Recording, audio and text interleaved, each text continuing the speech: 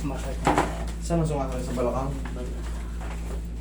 Lumbar osteophytes are seen, suggestive of degenerative change. Malulus ako. Subsection, subluxation of L4, L5.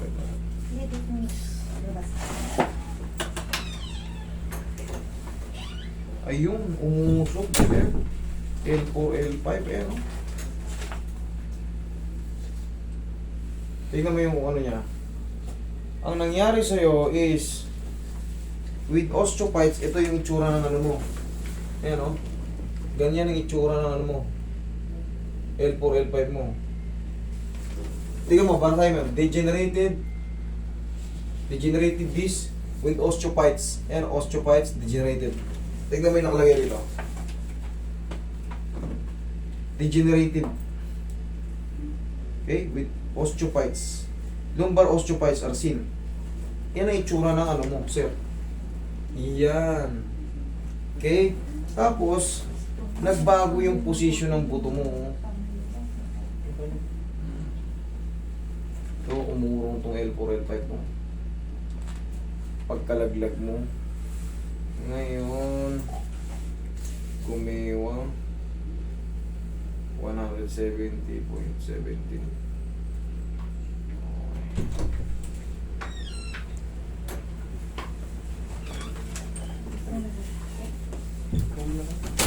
Sige. Upo ka rito, sir. Upo ka. Straight ka lang, sir.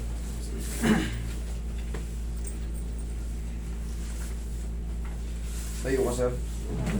Laglag mo ng katawan mo sa akin, ha? Hindi, mamaya. Straight ka lang. Pag binuhat kita, para ka lang tulog, ha? Thank you. Okay? Higa kang patagilid.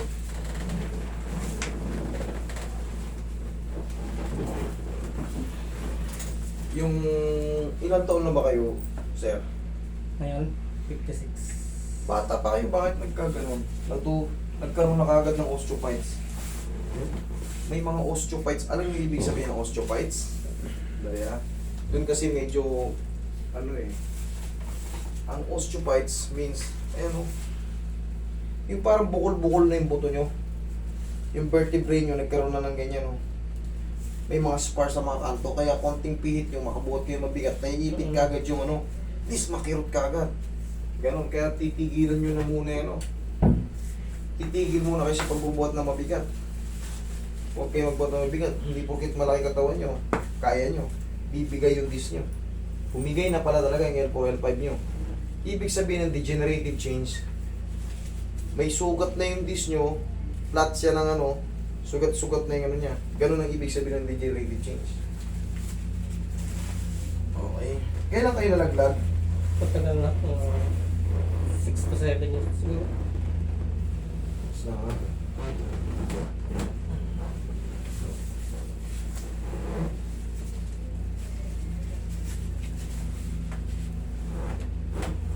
kabilang side? Anong ticket? Oo, kabilang side.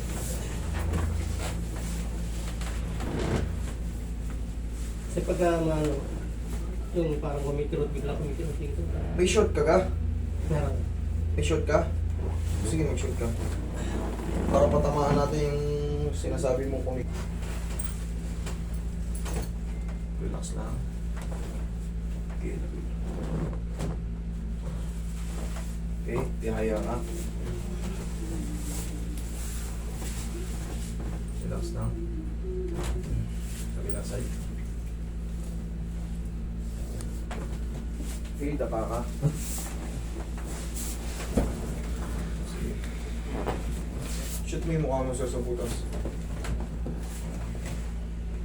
Sige, angat mo to, sir. Angat mo. Yan. Sige. Yan. Kailangan itulak natin yung nanditong lumubog na isa. Lambutan mo lang, ha. Relax lang.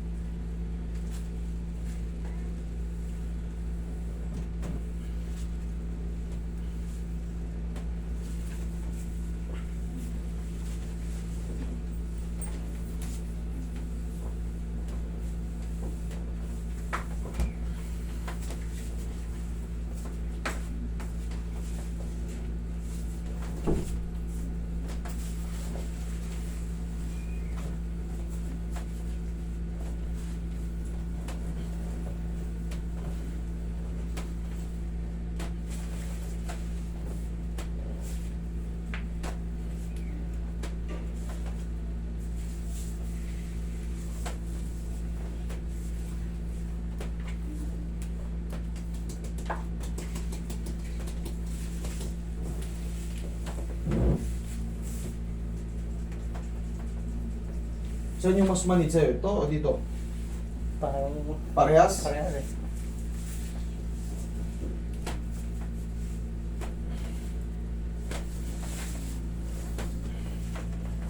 Tanggalin mo to. Matatanggal.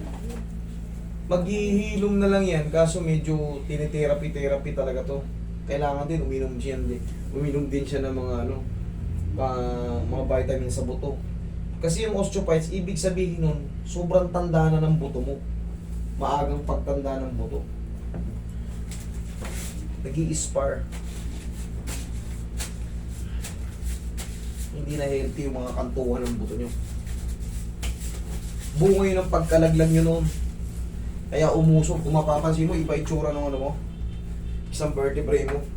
Sir, tihaya ka, sir.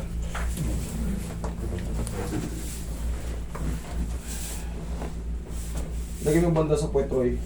Yan, sige. Ano? Yan. Yan. Okay. Relax lang, sir, ha?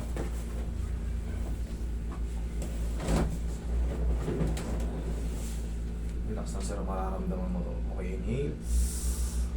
Exhale. Mararamdaman mo yan. Sabi ko si mararamdaman. Diyan ka lang. Huwag kang tatayo. Naramdaman mo, umusog.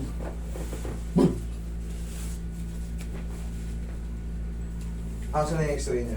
Pakikita ko yung difference. Kung bakit sinasabi kong makikita nyo. Kung makikita nyo, pantay-pantay yung pantay-pantay yung yan, pantay-pantay. Pagdating dito, ayan ang layo ng allowance. 'Di ba? Dapat siya nandito pa. Umurong, tingnan mo rito. Ito yung edge. Ayan umurong to. Yan. Kahit dito, mapapansin nyo, yan yung sinatawag ng mga osteophytes, yung mga puti-puti na yan. Yung mga puti-puti na yan. Yan ang mga osteophytes na nagparang mga bukol-bukol na Okay? Parang ginakuryente. Kailangan yan. Ayan, kunyari na treatment ka, pahinga mo muna yung sarili mo. Iwasan mo rin yung pagbumotor na pwede ka magmotor, pero titignan mo yung mga lubak-lubak. Delikado yung mga lubak-lubak sa'yo. Pag ipit nun. Pag magko-construction ako, kasi trabaho ko sa construction. Yun nga construction, yung mabibigat yan. Kailangan